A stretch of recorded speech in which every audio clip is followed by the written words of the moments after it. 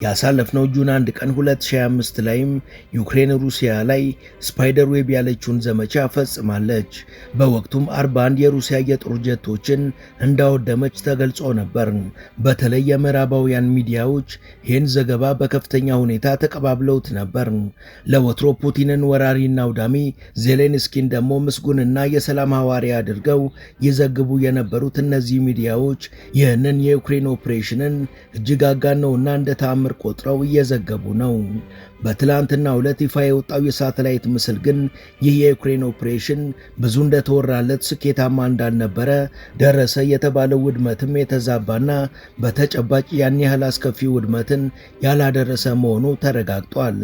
በዩክሬን ወደሙ የተባሉት የጦር አውሮፕላኖችም በዕለቱ በስፍራው ያለ አንዳች ጉዳት ባሉበት እንደነበሩ የሳተላይት ምስሉ አረጋግጧል።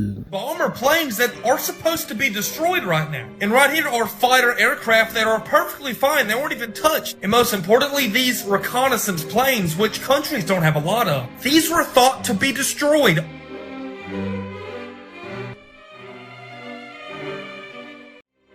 ሙሉ ታሪኩን በመሿለኪያ ቲዩብ ያገኙታል።